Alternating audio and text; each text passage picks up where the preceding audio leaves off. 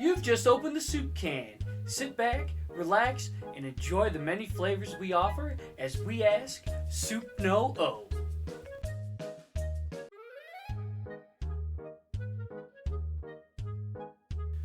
Hello and welcome back to the Soup Can. I'm your host Campbell's, and once again I have Hiker Larry, as he's been known as since he's did his adventure on the PCT, and we have another special guest, his girlfriend Colleen, who joined him on the trail and hopefully will share some of her experiences and what she learned and all that fun stuff.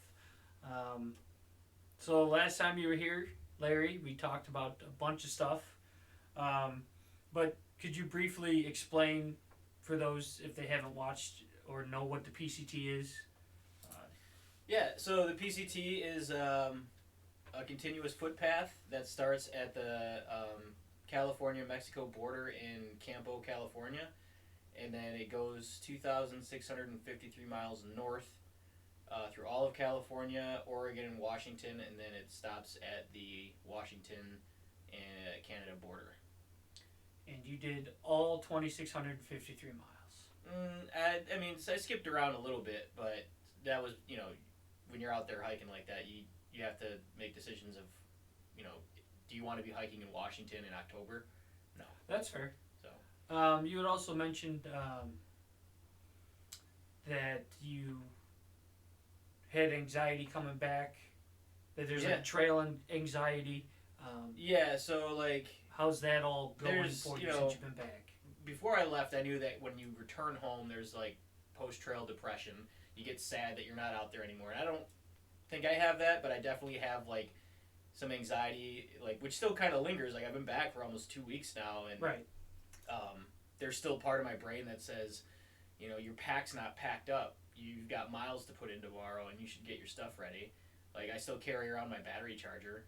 I don't need it. I'm in the city. I'm going to places that has electricity, but I still carry it around. Hey man, zombie apocalypse could come, and you two might be the only ones ready to go. Yeah. But yeah, there's the anxiety is that the body still thinks it's going to be hiking more miles the following day or something, and then you get up and you don't, but then the whole day you're like, am I forgetting to do something? Don't I have somewhere I have to get to? Right. And there's really nowhere that I have to go right now. And you still think that and feel that? Yeah, even though it's not something that's at the forefront of my brain. It's something that just kind of itches up there, and it hasn't gone away, which is fine. I mean, I don't mind that kind of itch. I'm already starting to think well, it's still fall in Michigan. Maybe I could go up and do a quick weekend camp out somewhere and go back. I mean, you've camped in colder weather than what it gets overnight now, even when you were out on the trail, right? No. When I did the PCT, we had perfect weather. Okay. I mean, it was cold those few days that it rained, but it was nothing that was like, oh my God, I'm going to freeze to death. It's actually colder here than any other day I was on the trail. Now, you, Colleen, met him out there. How far into your hike did she meet you out there? 1,200 miles. Yep. She met us at Kennedy Meadows North. And that's how many miles in? About 1,200 miles. Okay. Yep. So we were hiking the last bit of the Sierras to Sonora Pass, and she met us there because the trail crosses a road there, and that road is what takes you into Kennedy Meadows North, which is just a campground that's slightly off the trail, but you can get food there, and I don't know if you can do a resupply there, but that's where we ended up staying for 2 days when she met us there. It was actually Colleen and her mom Jan. They drove across the country. Jan stayed at the campground, but Colleen met us at the trailhead. It's so romantic. Yeah, it was pretty unbelievable. But no, he had touched it. I assume you watched episode 1, or he told you about it. Now he said he did some growing, internally, emotionally. Soul searching. Better way to put it. Yeah. And he had expressed feelings for you, and. Well, the story is that we split up before I left. I mean, this is too. No, this is personal. We can switch gears. I mean, that's one of the many reasons that I left is because I had things that I had to work out. I had to do some soul searching, and you know, I was like, it only took me like 300 and some miles to like realize like, yeah, I think I had something good with her, and I should probably try to fix that, or at least let her know how I feel. So it was like 300 miles into the hike, and then I just texted her out of nowhere and asked if I could call her sometime. And then we started talking on the phone when I would get into towns, and then eventually like she asked if she could come out and hike, and I was like, yeah, sure. And then she met us there at Sonora Pass and hiked with us for about 400 miles. But did we hike any before we took that week off? Yes, because I did like 4 days of the Sierras on the very That's tail right. end of it, because that's when my mom and Mom Cash showed up. Yep. Yeah, I did just 4 days of the Sierras, and then we took a week off, and then we started at Sayed Valley in Northern California, which is about 50 miles south of the Oregon border. Did those 50 miles, and then I did like another 250 miles into Oregon to Odell Lake, Shelter Cove. That's what it was, Shelter Cove. Yep. And Yeah. she jumped in when we're all seasoned hikers. So we're all able to hike like over 20 miles a day, no problem, especially in Oregon. So we get to Oregon, and we did, I think, 4 or 5 days straight of over 24 miles a day. Yeah, and I know when we get your GPS posts or whatever on the Facebook, when I saw you did like 28 almost or 32 miles, I was like, good Lord. Yeah. I don't know Yeah. if you were out there It when he was- did that. Well, yeah, we did 20. No, not when he did like any Okay. 30 plus, but I was last day by I was on. myself Oh, okay, gotcha. Yeah, last day we were on trail, I did 28. Yeah, so it was a little hard jumping in with like, you know, a group of people that are completely conditioned for this and been doing it for months, and I'm like, cool, I've been sitting on my ass in quarantine for 4 months, but Welcome to the PCT. right. But the only good thing I had going into it was knowing what I was prepared for, because I've done a long through hike before. And that's what I was gonna ask. You know, Yeah. you making the decision to go out there and be with him. Obviously, the feelings were reciprocated. I wasn't totally sure, but you know. I honestly thought when I saw her, I seriously thought like, I think she would be justified driving across the country just to kick me in the nuts and then drive home. Okay, I feel now, like if you had done that, we'd still be friends. It's that funny. No offense, but obviously there was something there, and we'll switch gears in a bit. For you to go out there, drive across the country, I mean, that's a bold gesture on your part, and you know, for him to express how he felt. Had you done? You just mentioned that you've done long hikes before. Have you done anything as intense as the PCT? Yeah. And okay, I didn't know Yeah. that. I'm learning. Where did you go? You Yeah, did, I was in the Canadian Rockies in British Columbia Oh, for that's awesome. I think it was a month. I flew over British Columbia. Yeah. It's beautiful. Also gorgeous, right? Beautiful. Good view. When we Yeah. went to Japan, we had a connecting flight in Vancouver. We're coming in. It's the mountains. And I was like, can we stay? Yeah. And then we had to leave, fly to Japan. But no, that's great that you had experience. But had it been a while since you've done? Yeah, 20 years. Oh, So I knew what to expect in terms of like how I would feel, or you know, like, I mean, even just the first bit of hiking I did with them at all was when we got back on the trail at Sonora Pass. It was a 2-mile incline, the first thing, and it was also starting at 9,000 feet and went to 11,000 feet. So that was the Wow. first 2 miles that I had on trail. And I mean, I'm coming from like Forgot about sea level, you know, like not at all adjusted to altitude at all, and start hiking at 9,000 feet to 11,000 feet, that's Machu Picchu and Cusco. That's way up there, up there. And you said the first day you met him on trail, you did 20 plus miles. No, No, we only did like 15 or 18 that something day. like that. We didn't do Okay. a whole lot. That 'Cause we wasn't- got started later in the day. The first day Yeah. on trail together, it was a late start. Yeah. But yeah, so we just did those few days. And my mom stayed out west. She was gone from her house for probably 2 weeks. But she kind of stayed out there because she was worried that I might just be like, oh hell no, I'm not doing this. But you know, I was like, I knew what I to didn't expect. know that you were going out there because I left him alone, you know, just random texts of encouragement and stuff. And then I saw a picture that he had posted on the Facebook. with you and him in the 2-person tent, I assume, because they both wouldn't fit in his tent. You could have, but could have just been real close. Yeah. It said something like, I brought a bigger one. A different view with company or whatever your caption was. And I was like, holy crap, she went out there. Yeah. I had no idea. Yeah. So that was kind of a nice surprise. I'm sure he told Mom about it, but yeah, she knew pretty much.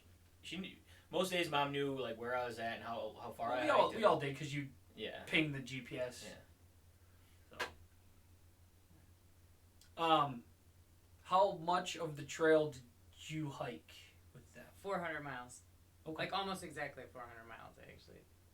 Now, when you weren't hiking, were you just off with your mom, staying at different places? No, or? once I met up with them, my mom stayed out and kind of met up with us a few times for like another week or so, and then she rented a car in Reno and drove home and left me my car out. Oh, was that the story you told us with the? Okay. So, yeah. So, then that's when we car camped for a week, and then we dropped my car off in Redding, California, and we got ourselves a little north and back on the trail. But when I was done hiking, I rented a car and I drove back to my car. Yeah, just cars. Not cars, planes, and trains or anything. Just cars. Lots of cars. So this is kind of like to explain more of like how we had to do some of the logistics of like getting around.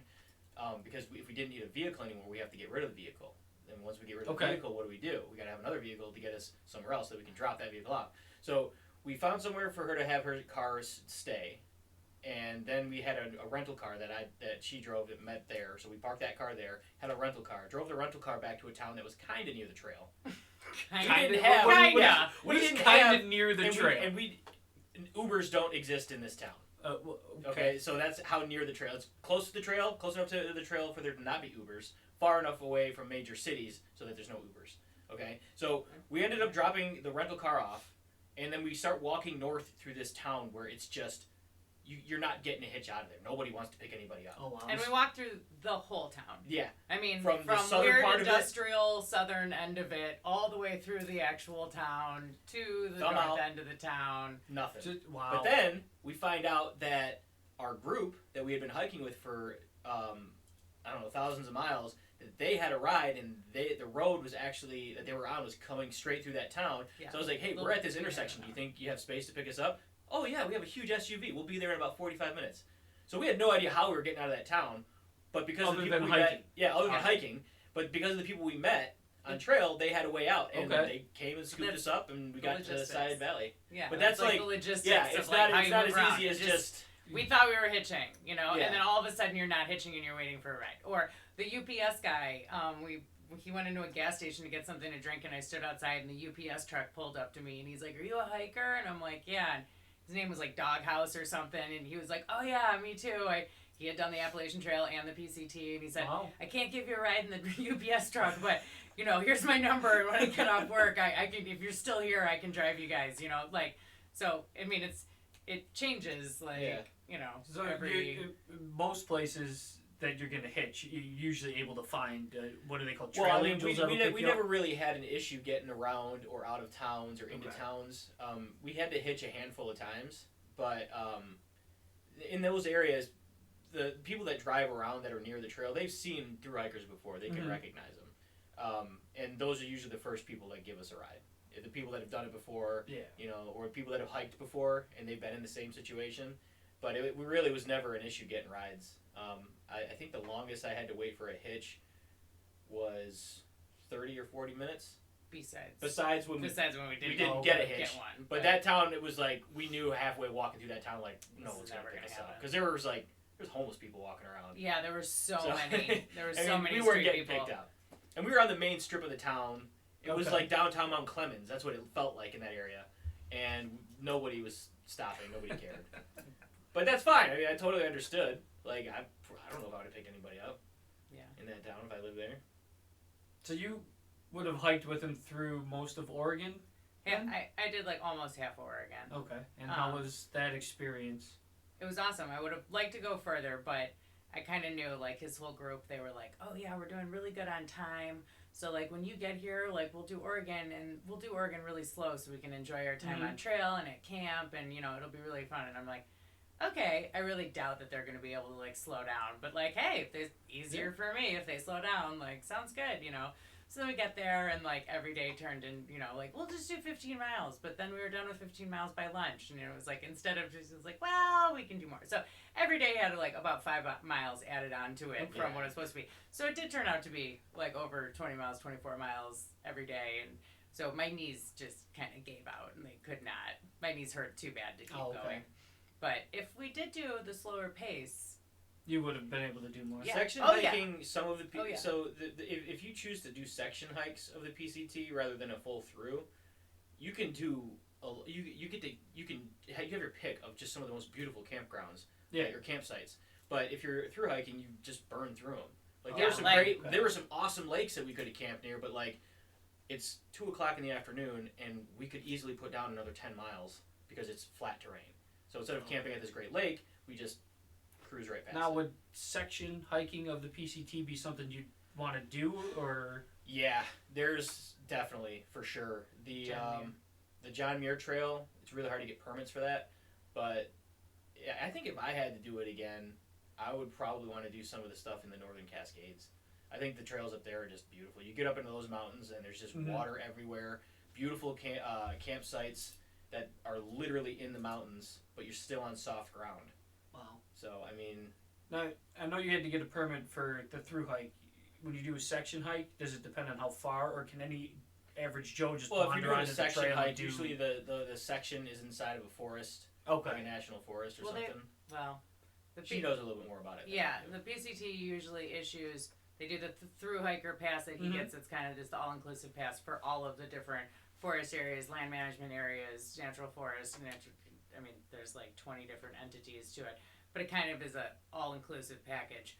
But you can also get PCTA also issues permits that are like under 500 miles or over 500 miles for people that aren't doing the whole thing, but you're only doing part of it. But they didn't issue any of those this year. So you had to literally go through and see every wilderness area that you go through and then look up whether you needed a permit for that area or not, and then acquire all of those permits for those areas. So that was logistics I had to do before I left. That was really hard. And getting a California fire permit to have a stove and And she mentioned the PCTA. And here's an interesting bit of information about So what is the PCTA? PCTA, that's the organization that basically does all the permit work for you and puts them all into one, so that if you want to do the full through, you just need this one permit. Gotcha. They also are the ones that maintain the trails, do the permits, you know, I mean, they're the ones that do the registries on the trail. But if you were to ask the PCTA, hey, did my brother Larry Rapari do the through hike in 2020? They'd say no. We don't recognize any of the hikers in 2020. Is it because of the COVID? Yeah. So they couldn't actually close the trail. They can't do that. Okay. It's not their land. It's not their land to do that. It's federal land. They would need an act of Congress to do it. They asked people not to hike, and the people that really were going to do it, they did it. But they aren't recognizing them. And at the end of the hike, when you've done it, you can actually apply for a certificate. You have to pay for it, which is kind of silly, but it goes back into the trail and whatever. Yeah. But you can't even apply for that certificate. Really? They won't give it to you. Wow. Yeah. But then, it's funny, I find out that they're not going to issue the certificates, and I get a piece of mail from the PCTA that says, hey, do you want to send us some money? No. Because, here's another thing that they did this year. I found out that they removed all of the maps from their website so that nobody had access to them. So they removed resources for hikers that were actually going to do it. They were no help to any of the PCT hikers while they were doing their hike. There was no support offered, and then they're not even recognizing any of the hikers that did it. And then they still turn around and ask us for money. Well, it's because you had to register for the permit, so now they have your address, so they're gonna. Well, but I mean, but all that aside, it's great that you were able to meet. Well, yeah. It's just silly that the PCTA is like. Some people, like, I don't think there is anybody out there that was doing it for the piece of paper from the PCTA that was like, oh, you did the hike. But that is something that's part of it. To get an official document from the PCTA that said, we recognize that you did the through hike in 2020, and now they're not doing that. I think the certificates were most important to, like, the triple crowners, the people that are doing, like, the three big trails in America. What's the third? I know the Appalachian, the PCT. What's the third? Continental Divide. Which? That's, like, in the middle of the United States. Is it coast to coast? No, it's north and south. Oh, north and south. Okay. But it's in the middle of the country and there's nothing there. It's barren. Do it. I have no interest in doing the CDT right now. But so those people, I mean, I think they're the ones that want the certificate the most because, I mean, they're a lot of those people too. I think once you get into like the triple crowners that have done all three, you know, and then there's some people that are double triple crowners and they do each one, each direction, and you know. But those people usually also go into the category of like sponsored athletes for other stuff. So like that certificate matters because they will get endorsements for that. They will get, you know, like, and they kind of need that like actual proof. Yeah. So well, you guys weren't sponsored, but you had a hell of a lot of support back this way. That's why I didn't care. I had all the resources I needed without Plus, the CTA. You being into photography and knowing how to capture photos the way you do, you have an extensive library of photos now that you can make presentations, you can make catalogs, you can... They're going to be for sale soon. Some of them are going to be for sale soon. I get them for free. I'll pay for some. You sent me one, and it was, I can show you again, but you didn't send it to me. I actually saw it on your Facebook. I was like, this one just speaks to me. Like, oh, yeah. It was just a beautiful picture of nature. And, like, not to diminish any other one of your photos, especially the ones with the Goonie coin that I gave you the day before you left, but that one just grabbed my attention of the hundreds. Should find that picture again. I have it on my phone. Okay.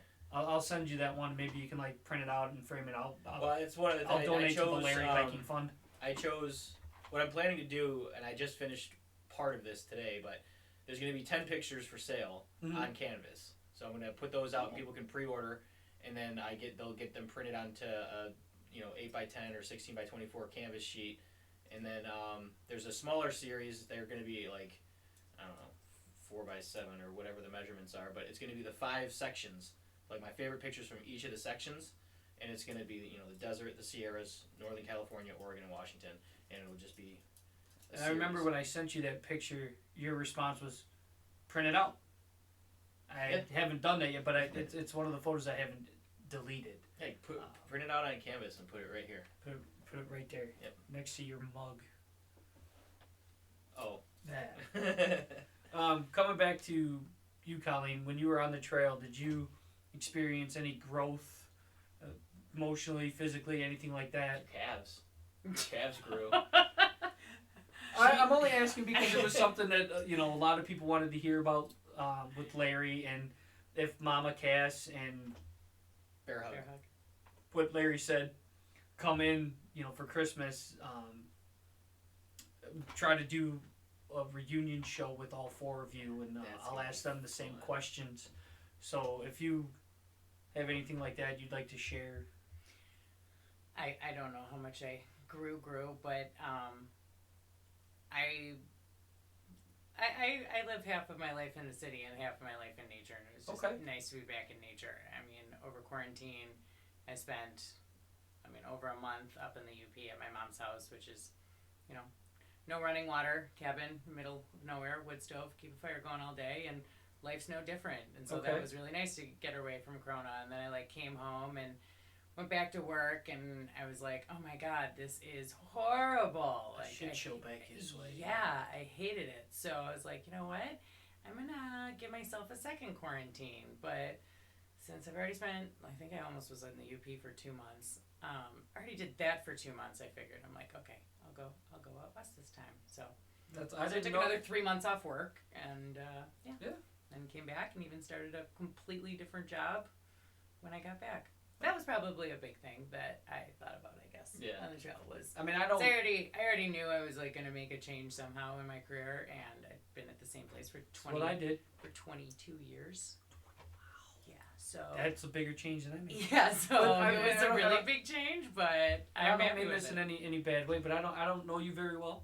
I know enough about you. I mean, you're a cool cat. I dig you, but.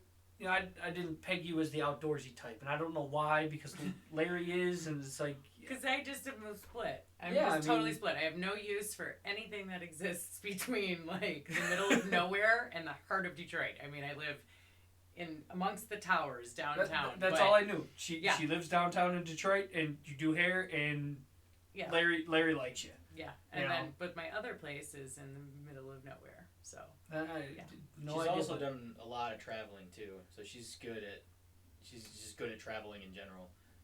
But on the trail, she's great. Like, I mean, her pace, her trail name is Nitro. I was gonna ask that if she got a trail name too. How did you get it? Bam gave me my trail name because this is in the first couple days when we were still, I'm still pretty slow because we were at crazy high altitude and I just started and, but I was like, I was doing okay. I was keeping up, but I was always last. So I think we took a break or something and I left first just because I was like, okay, then I don't have to feel like I'm so far behind.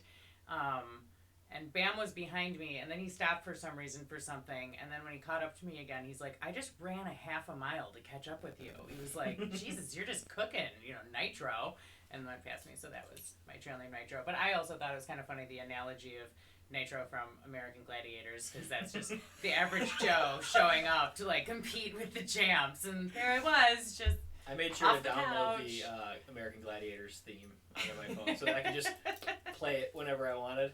That's awesome. Yeah. Nitro. Yeah. I don't remember, Larry, if we touched on this last time when you were hiking, but did we talk about music you listened to? I don't think we talked about the music. Well, if we did, tough shit, we're going to talk about it again. No, we didn't talk about music. I would have remembered that. Any any specific music you knew going out there that you were going to bring with you to listen to? Haw River Ballad by Matt Heckler. Yes. What? It's a song called The Haw River Ballad by Matt Heckler. He's a folk singer, and that song, anytime I was struggling early on in the desert, I would start singing that song, and it just helped. It's one of those songs that I learned from start to finish, so I could just sing it. Okay. Would you care to? No, absolutely not. I sang it to myself. I didn't sing it out loud. You have a microphone. I don't want to do it. And then I actually have a list on my Spotify, which is, this is one of the great things about Spotify.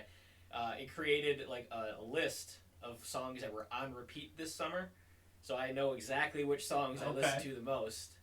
The top 3 were Midnight Sky by Miley Cyrus, but that was very close to the end of the hike. But it's Miley Cyrus is a talented artist, not my cup of tea. And then there's a song called Hell or High Water. By Billy Raffle. Okay. That song I listened to constant throughout the trail. That one's just an awesome song. And then Blinding Lights by The Weeknd, which is also... I discovered that song around the same time that I discovered the Miley Cyrus song. Okay. Super weird. But then there was... whenever I needed to get up a mountain in the Sierras, because after the Sierras, I kind of stopped listening to those guys, but there's a band called Skull Fist. And I just showed them to Bill, but Skull Fist, it's just this crazy 80s thrash shredding music. Unbelievable band. They just, from start to finish, it's just non-stop, just awesome, rad thrashing music.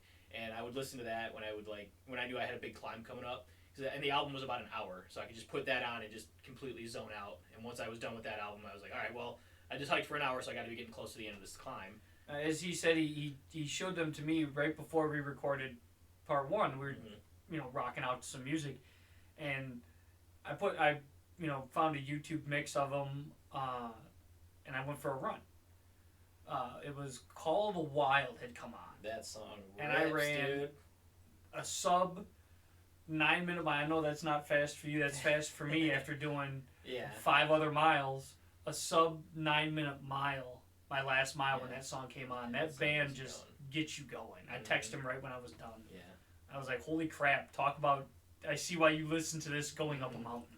But the 2 songs that were definitely constant was Hell or High Water by Billy Raffle and then Haw River Ballad by Matt Heckler. And when you were hiking as a group, did you have music in, or were you all in communication with each other to be aware of each other? It varied. If I knew that my pace was going to be faster, it was more of what did we want to do? Did we feel was the conversation strong enough that it was going to keep us in a group talking for a while? And if not, then we would just put our headphones in, because some days we just didn't really have much to talk about. Another thing I listened to the entire book of Count of Monte Cristo. It's a good book. It's a long book. It's a very long 117 chapters. Yeah.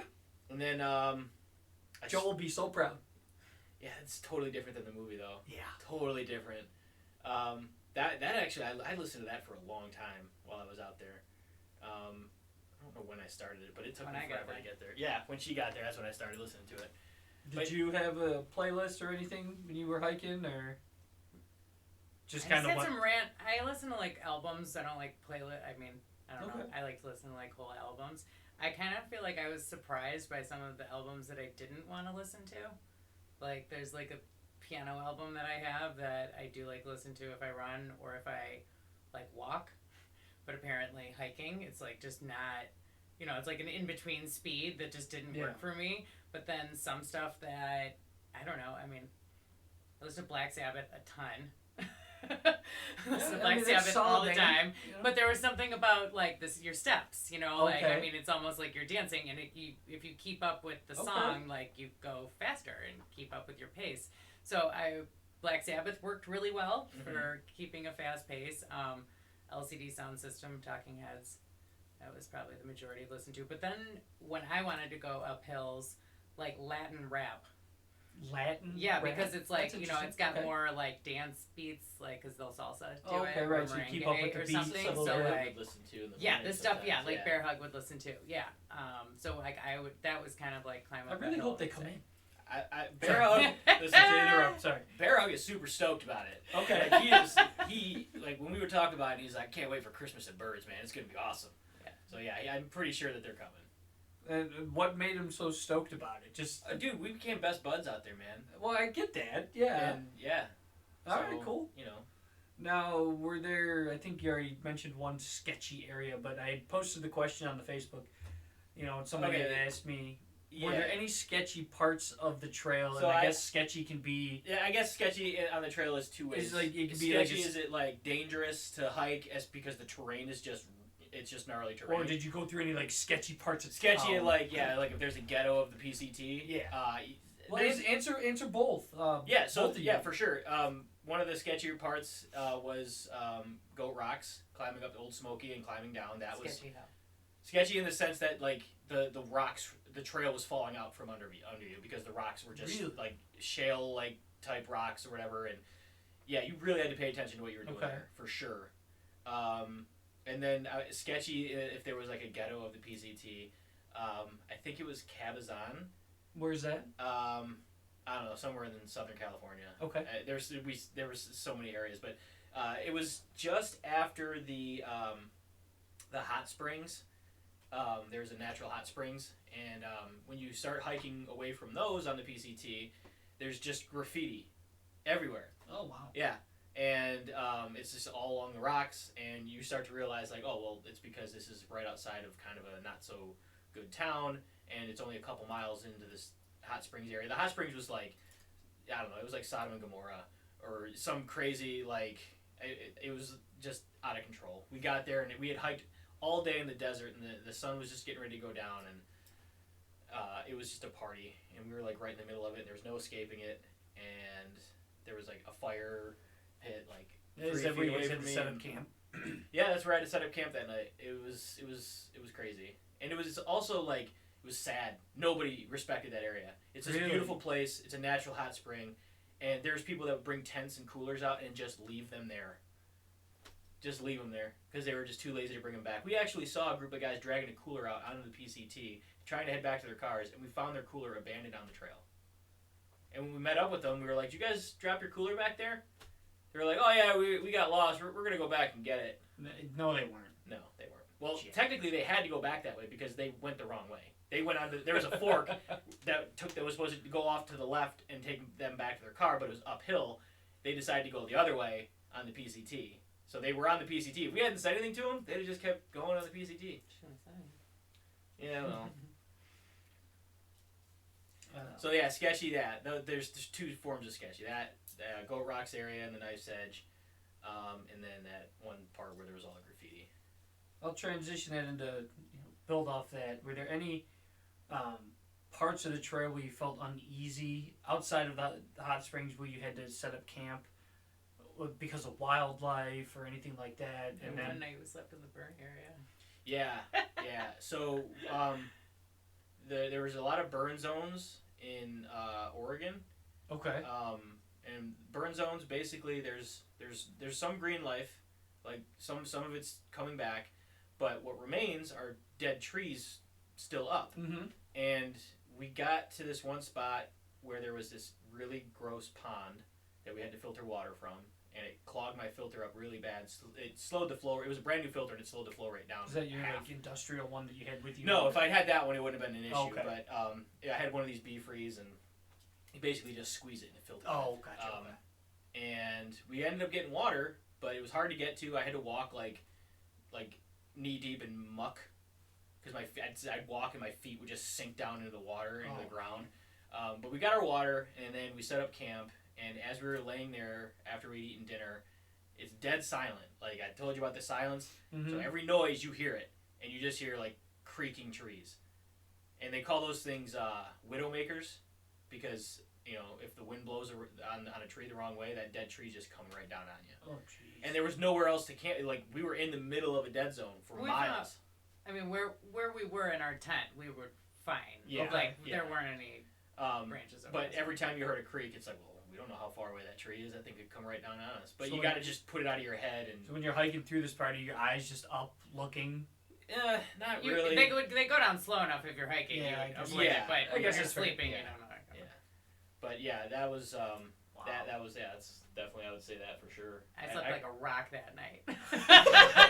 There was- Larry's up like it just was worrying like- about trees. There She- was- No, to me it was like this great silence, because there was like you could hear the wind through the trees, which sounded great. To me, I was just like, oh, that's fantastic. I slept like a baby, and he was like, every noise. woke me up. everything woke up. That There night. was one part in the desert. Then again, this was very early in the hike. I think I was only like a week or two in. No, it was almost 2 weeks in, because I remember it was the day before Paradise Valley Cafe. And there was a note on my map app, Guthook, that said that there was a campsite just slightly off the trail, but the comment said you had to kind of go through some bushes and it opens up. And I was like, well, if I was a mountain lion, this would be the kill zone. And I go back there and I'm looking around. I'm like, yeah, there could be a mountain lion up there. And I'm setting up camp, and every noise I heard just freaked me out. And I was super on edge. I'm in my tent cooking food, even though it's still light out. Yeah. I'm in my tent because I was just freaked out. But sometimes that would happen. Like you get this thing in your head, and it would turn into this big thing, and really, it's just. Did you ever see a And- mountain lion? And it's pretty amazing how safe you feel in a tent, which is so dumb. Yeah, So it's just Wait, fabric you're like, propped oh, up with sticks. zip Bear up. can't get in here. Yeah, I have a bug net sitting around me, literally a bug net, and if But I it really zipper does. it tight, It does a make you feel mountain lion secure. won't come in. Yeah. yeah. Oh, I get it. Yeah. Did you guys ever see any crazy animals like that? I know you'd sent back Saw some a videos mountain of some donkeys. Well, yeah, we saw some donkeys and some horses and some Cows. cows. Tick your first day. Oh yeah, no, that wasn't my It was first like a day. weekend or something. Yeah, I like was that. a week into my hike and I got bit by a tick. I've lived in Michigan my whole life, never got bit by a tick, and I'm out there for a week, and Well, I that's get because bit. they're more. You saw I the guess mountain. there's more of them out there. I don't know. You saw the mountain lion. Yeah, I saw a mountain lion too. I told you that story, didn't I? I don't know. Did I tell that story? No, I had asked, Oh, and we got yeah, sidetracked so- real quick. This was on my 38-mile day in the desert. Oh, okay. Yeah, and there was this like 12-foot tall boulder, and I had my headlamp on, and that whole day was just because I got separated from the group, Mhm. and I decided, you know what, I'm just gonna go.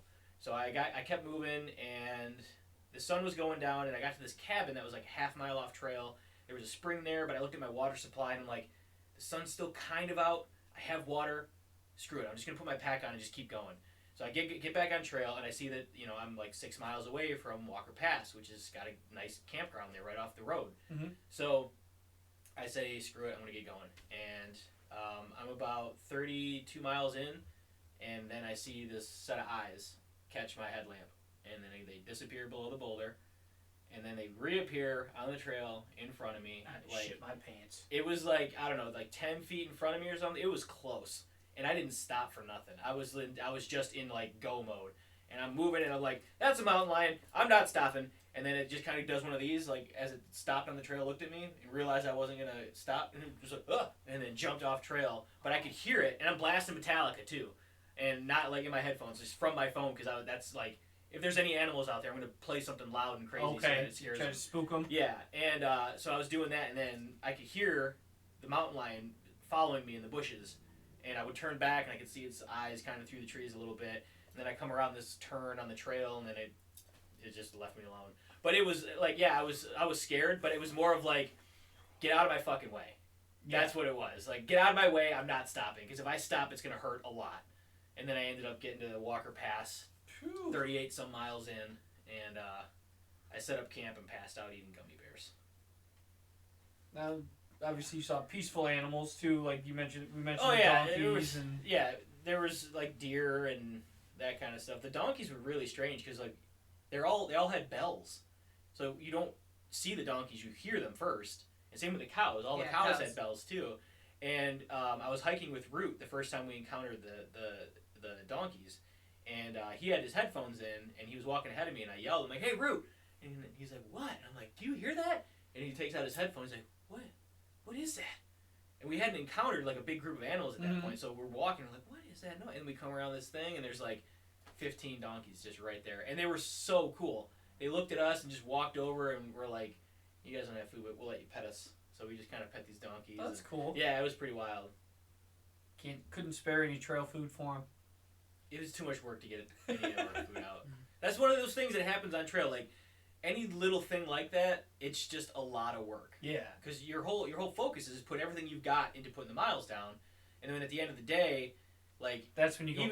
Yeah, but then it's like if I'm in my tent and I realize, oh, I didn't put my pack close enough to my tent, or if I have to get up and go to the bathroom, it's like, I don't want to do it, but you have to, and then you're just like, fine, and you just do it all begrudgingly, like, and then it just feels so exhausting.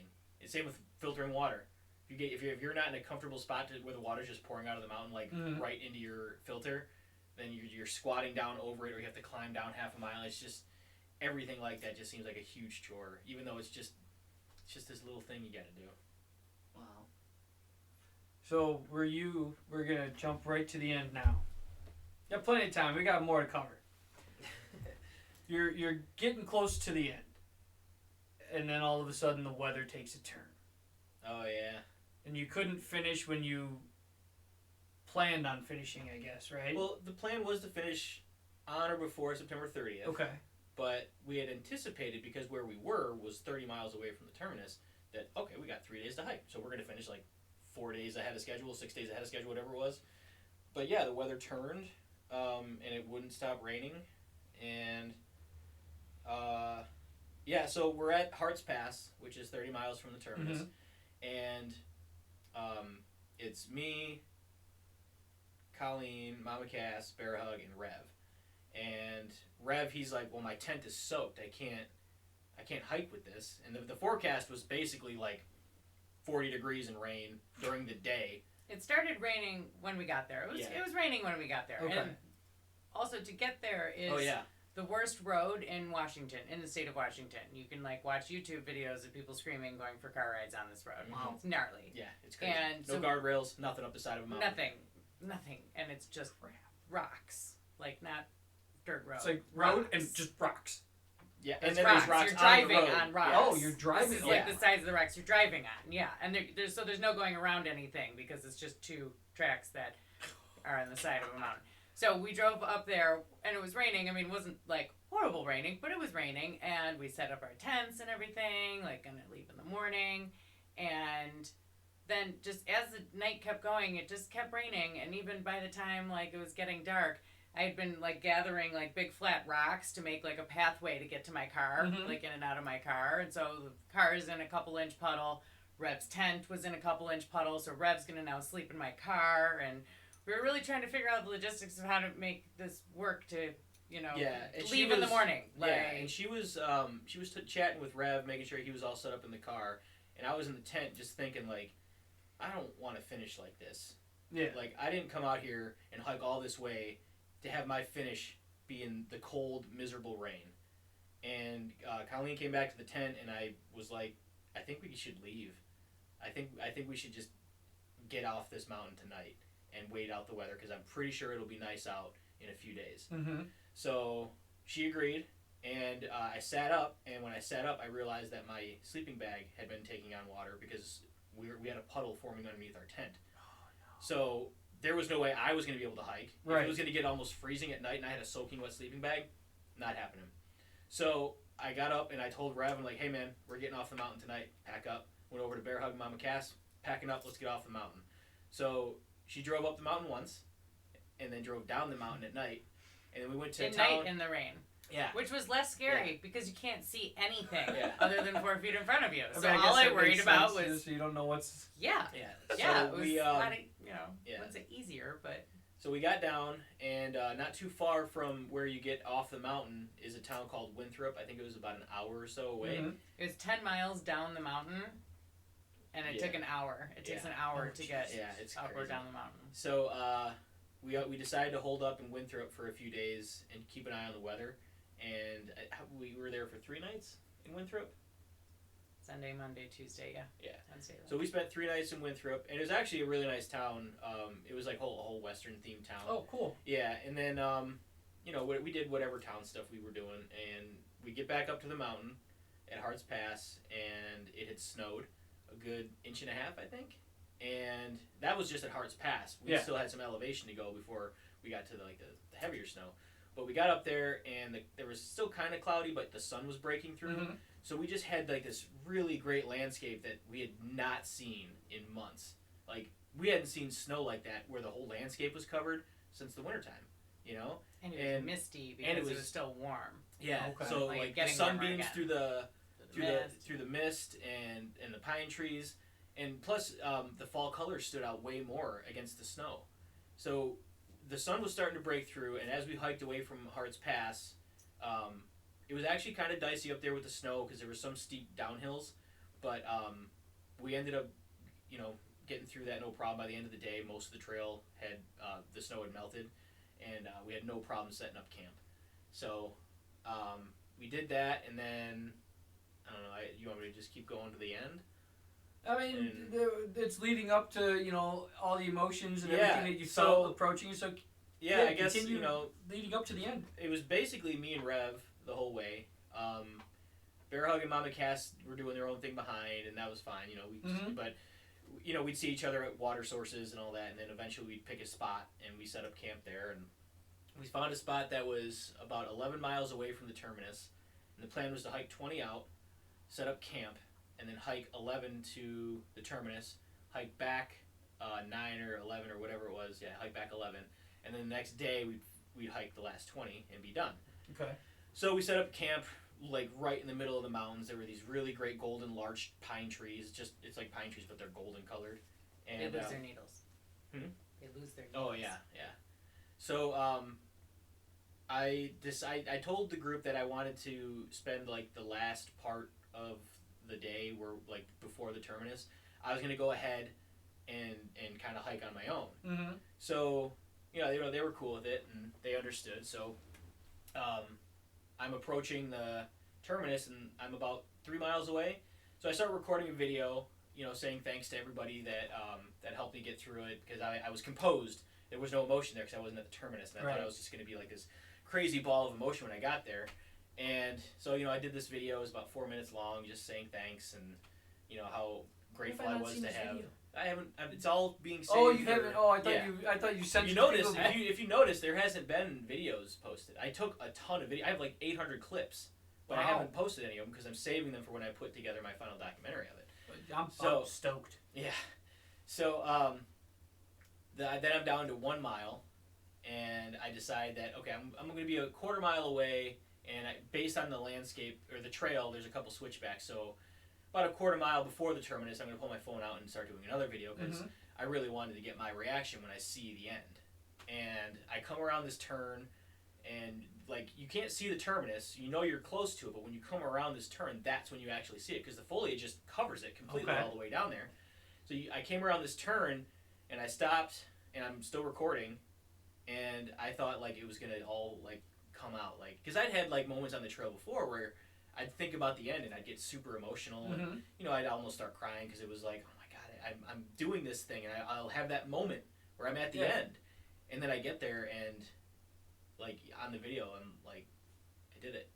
There's the monument, and then I walk up to it and put a hand on it, and that's it.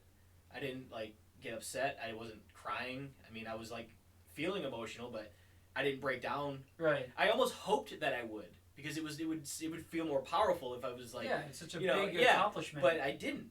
And I actually, when Rev came up, that's when it really, because his was so much more emotional. Yeah. Like, this was his like last hurrah. It was like a legacy he was leaving behind for his grandkids. And he comes around this turn, and he's like, "Bird, can you come over here and grab my phone?" Because I was helping him do some shots while he was hiking. And actually, if you guys want to check out his YouTube channel, look up the Hiking Rev on YouTube. He has an amazing series of him hiking. It's extraordinarily well done. Yeah, post a link with it. So yeah, I grab his phone, and then, you know, he's already choked up and there's tears flowing, and, you know, I get the shot set up, and he's just got his hands on his leg like this, and he's like, you know, he's breathing heavy, and then I was like, all right, man, go for it. And then he walks up, and as he gets closer to the monument, he just gets more and more emotional, and then puts his hand on it. And it was almost like when he said these things, like, that no one else was there. He's like, I did it. And it was, that was it. And that was, like, way more emotional for me, watching him do it. Yeah. You know? Okay. And then, you know, I had my moments with the terminus. There was a few other people that had showed up. You know, the whole group was there, and we got our pictures there. Yeah, I think that was one that you had posted. There was all of you at the terminus. Yeah. But, you know, there were a couple songs I wanted to listen to. Yeah. Hell or High Water, Hall River Ballad. And then there's a video on YouTube that has two Charles Bukowski poems.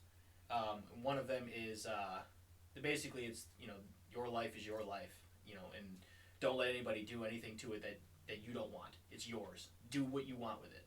And then the other half of it is, if you're going to do something, go all the way. So those two poems, like, that's when I kind of got a little emotional, because I'd heard that just before I left. And it's weird, like, I've known who Charles Bukowski was, but I didn't know he had that kind of stuff written. And I listened to that at the terminus, and that was, like, you know, the cathartic experience, I guess. Hearing those words, and after completing something that was, like, it was mine. You know, I did this for me, and I think if you haven't seen the photo that he had posted of him at the terminus, the one of you on your knees, with your head resting on, I think that picture encompasses or encapsulates whatever word you want to use, the emotions and everything you were feeling when you got there that maybe you didn't express visibly like you thought you would, but I think that picture captured it. See, I think, so I know how that picture was taken, and not to take anything away from the picture, but I set that up. I figured. I mean, I was like, I think this would be dramatic. Yeah. So, and plus I wanted a picture to post with the caption from Forrest Gump that said, "I'm pretty tired, I think I'll go home now." Yeah. And I felt that was the picture to do that. The picture that I think encapsulates my journey is the one where I'm at the southern terminus reaching up, and then where the other one's composed on the other side where I'm reaching down. That would, to me, really encapsulates everything about the hike. And through all the pictures that you had posted, that's the one I looked forward to the most, because I remember when you posted the picture of you at the southern terminus, exactly how you described it before you left, and I was like, all right, I got like 6 months to wait before I can see, you know, him piece that photo together, and that's a fun photo. Yeah. And that was one of those things that I would tell people about, because, you know, we talk about the end and finishing at the terminus and, like, the photo ideas that they had. Yeah. And, you know, I'd said, well, you know, I saw the people, like, high-fiving and stuff, like, they high-five themselves, and I was like, well, what's my take on that? And the reaching up thing, and when I would tell people about it, they're like, oh my God, that's really good. And then that was one of those motivators, like, I told a lot of people about that picture. I have to make it. It has to be a thing. Were you there at the end with him? No, I didn't hike to the terminus. I thought I might be cold, and she did surprise me though.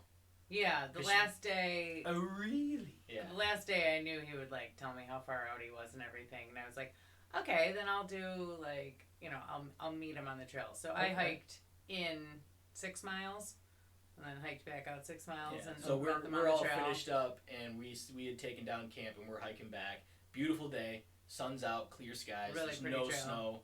Even on the mountains, I have a really great picture of the mountains completely covered in snow.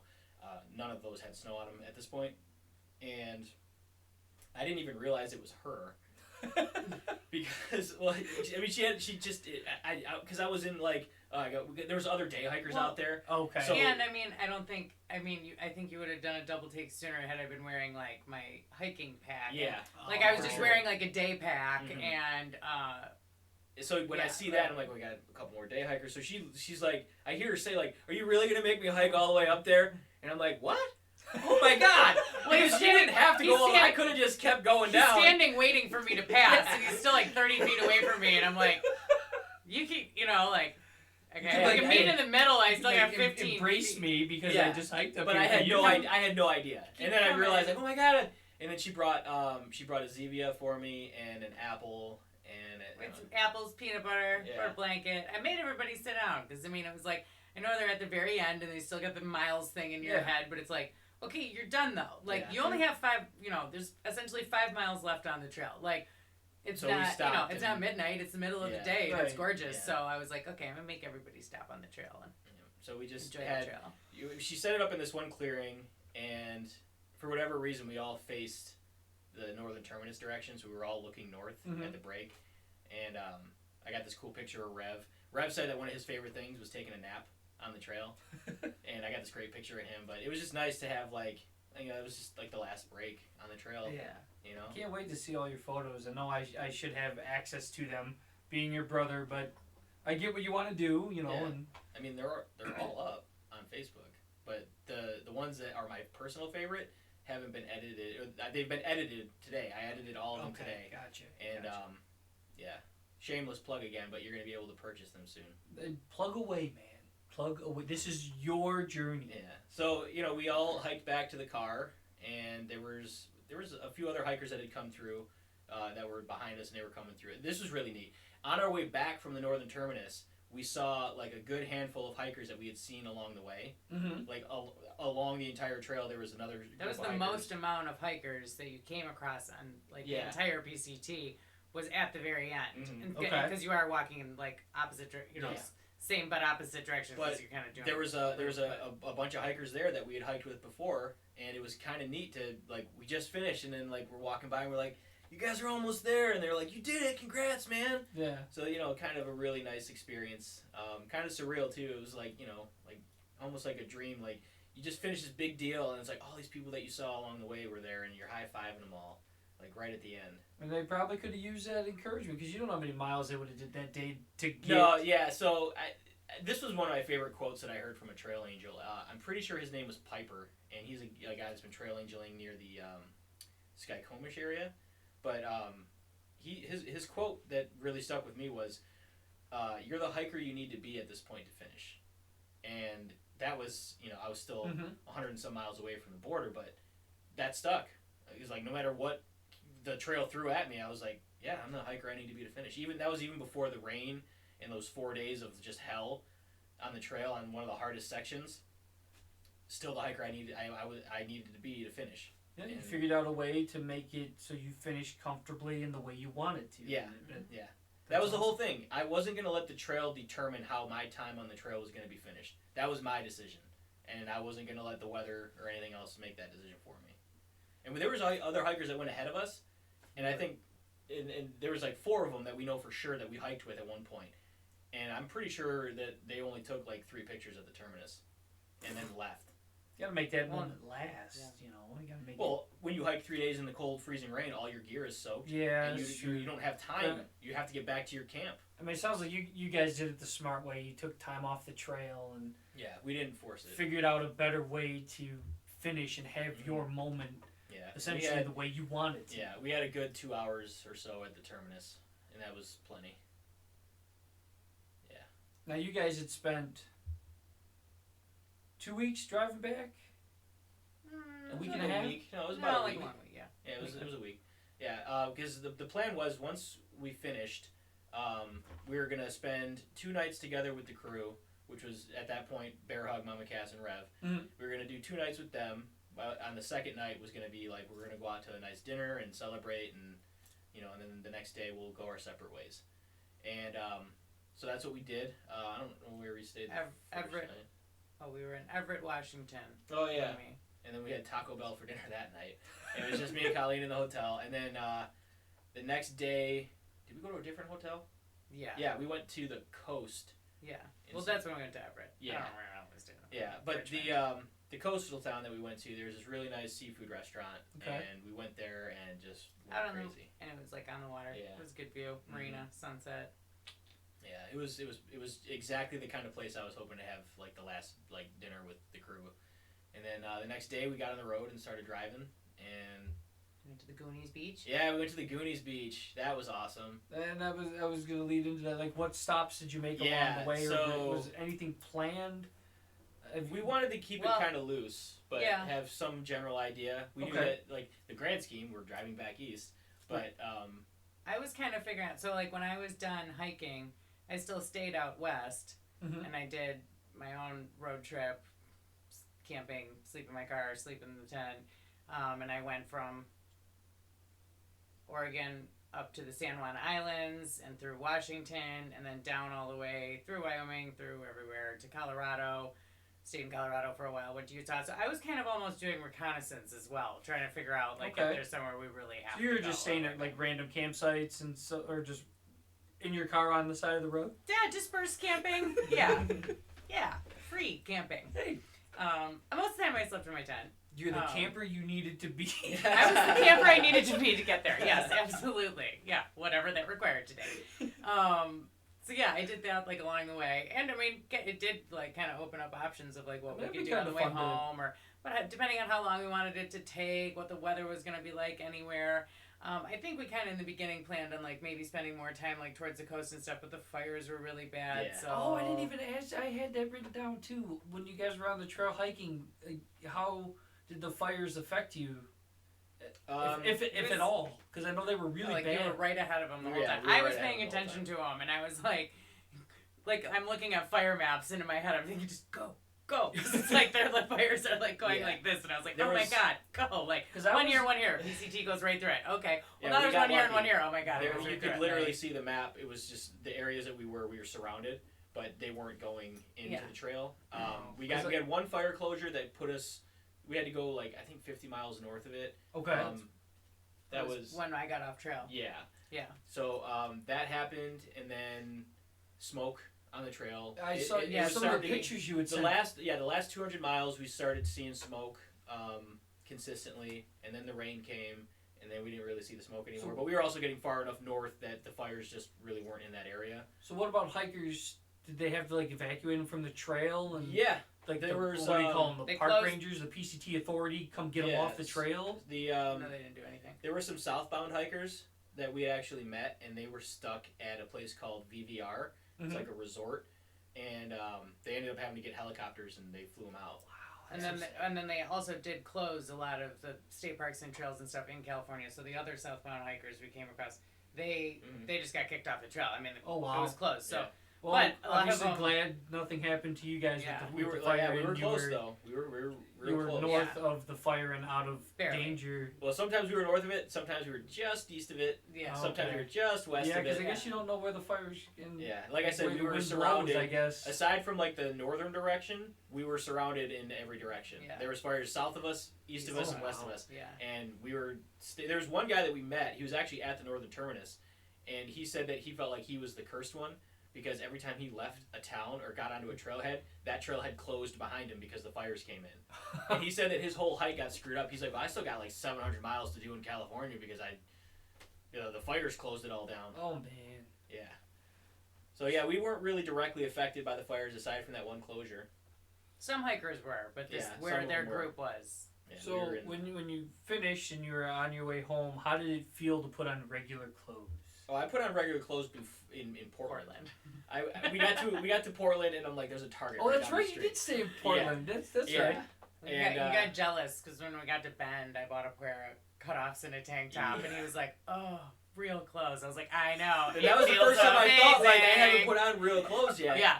So I made him jealous, and then the next time we saw each other was in Portland, and yeah, we went to Target. So how was that stay in Portland?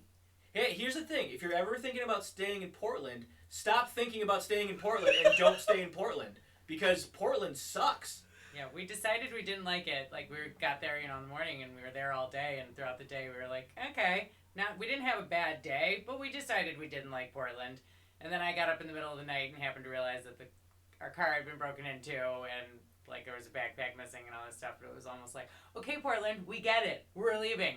We didn't want to stay any longer anyway. Yeah. Like, Wow, that gosh, sucks. so.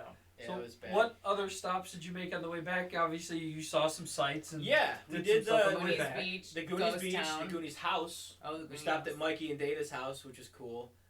Although it was a very quick, just snap a photo, Yeah, because have a moment, It and was then construction too. yeah. everybody Um, knows the story. The people that live there, they don't like so Yeah. stupid. you know the recognition. And then when I say the Goonies Beach, anybody that's seen the movie, it's when the Fratellis are making their escape with the off-road vehicles on the beach. There's those big stones in the water. That's the beach. And there's also a scene where if you go Cannon Beach. Cannon Beach, yeah.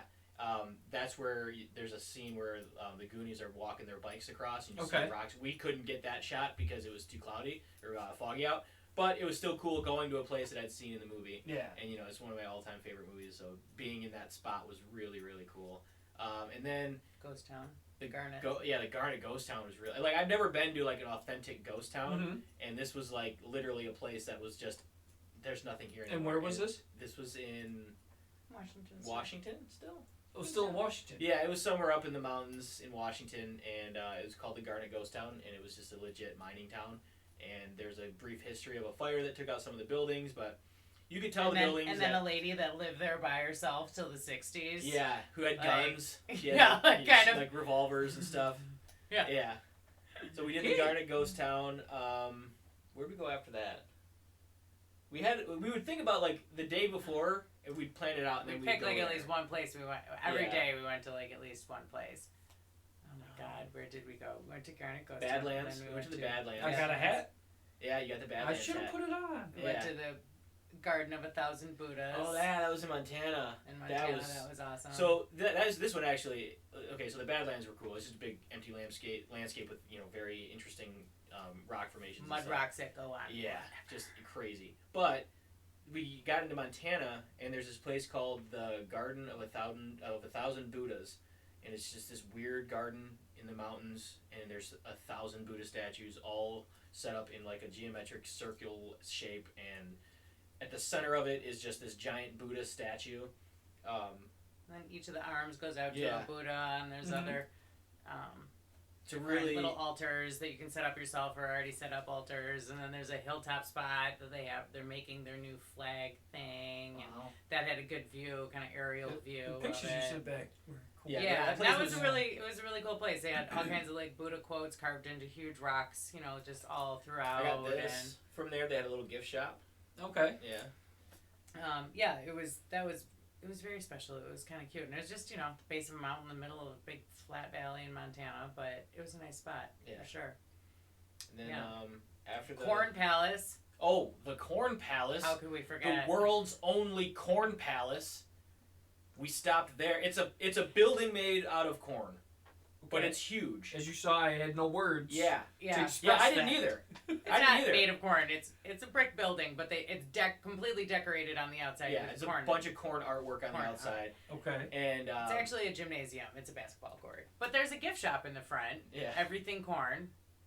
We didn't go in. No, but, it was close when we got there, but it was a very just. But It was like a we didn't- highlight of that town. Like it was a historical it was thing. the hub of the town. I mean, Yeah. every road you were on, it was like Corn Palace this way or this way. Like it gave you multiple directions. Every intersection had at least one sign pointing you how to Yeah. get to the Corn Palace. Like, yeah. Yeah. At first, I thought she said porn palace. Oh, jeez. So when she was like, "No corn," I was like, "Oh." Oh. Yeah. Corn Palace. Still just as exciting. What was the name of that one place where there was just billboards? You gotta go there. What was the name of that? Wall Drug. Yeah, North Waldrug. Drug. Hey, if you North haven't been to North Waldrug, go to Dakota. Waldrug. Every billboard for like every other mile or every mile, there was go to Not Waldrug. even. Oh my You God. gotta go to Waldrug. Waldrug's a Wall spot. Drug has this. Waldrug's got 5 cent that. coffee. Yeah, go to Waldrug. They've got water. Yeah. Cold water. Yeah, cold water in Waldrug. Because you Yeah. can't get that. Photos. Yeah. Souvenirs. Mm-hmm. And we get T-shirts. there, and it's just this very tiny strip. There's a Harley Davidson dealership there. Seasonal. Harley Davidson dealership.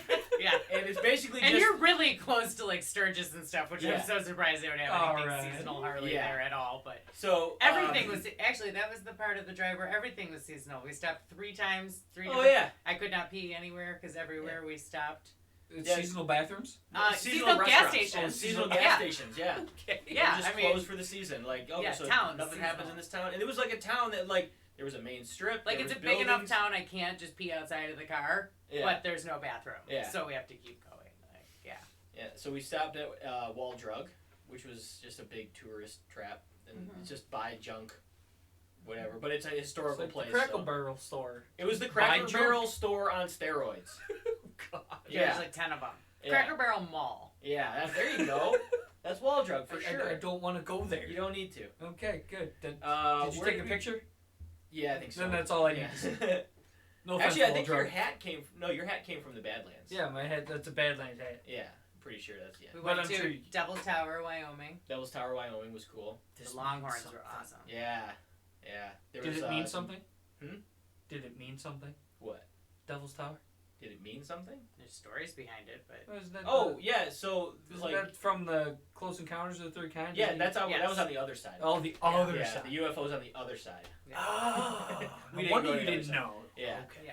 Yeah, so that was cool. I had this idea that I wanted to go to this alien UFO themed bar and grill, and there was one of them that was on the way, but we decided to go somewhere else that took Devil's us, Tower, Yeah, we went to Devil's Okay. Tower, which took us south, but then we found one that was Minnesota.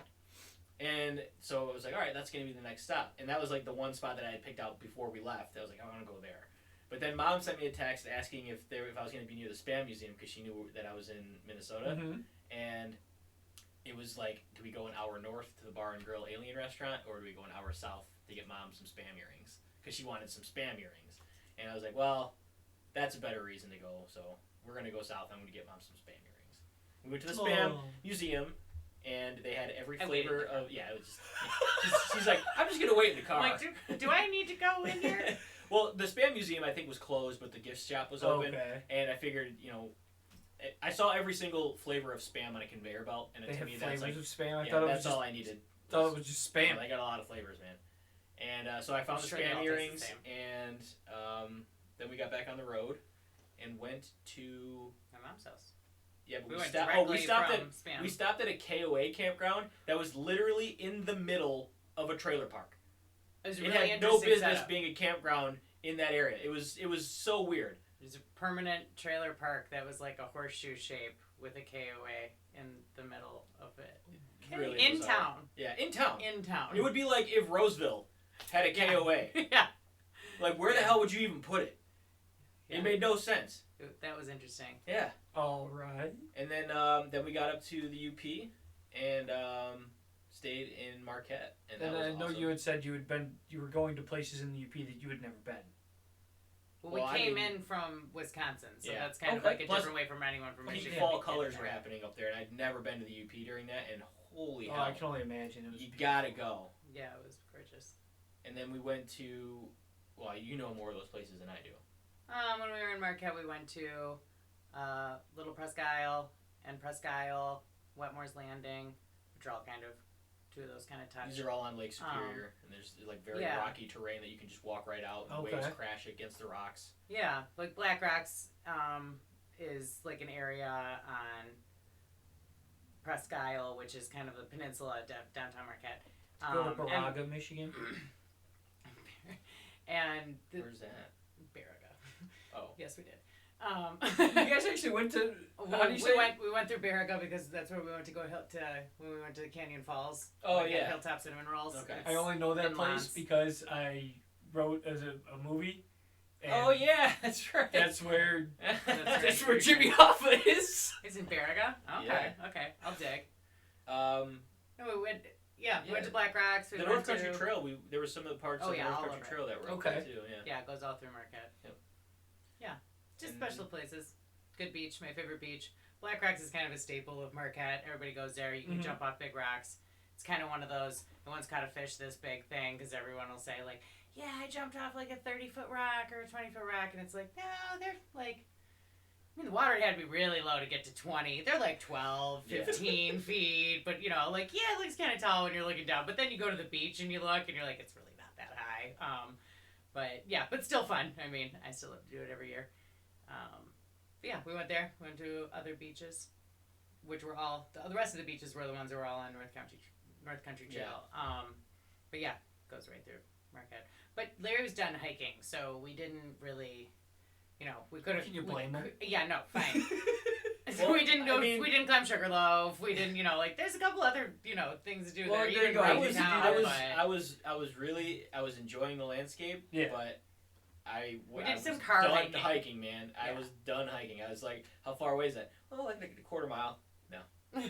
Not even a quarter mile. Yeah. No, because I was done, dude. Yeah. That's like a lap around a track, man. You go hike 2,600 miles No. in the mountains, and then take a couple days off, and then have someone tell you to go walk a half a mile. You Anyway. just said a quarter mile. Which Half was a it? mile out. Oh, that's right. Quarter mile out. Half mile. Math is hard. Yep. Yeah. Damn fractions.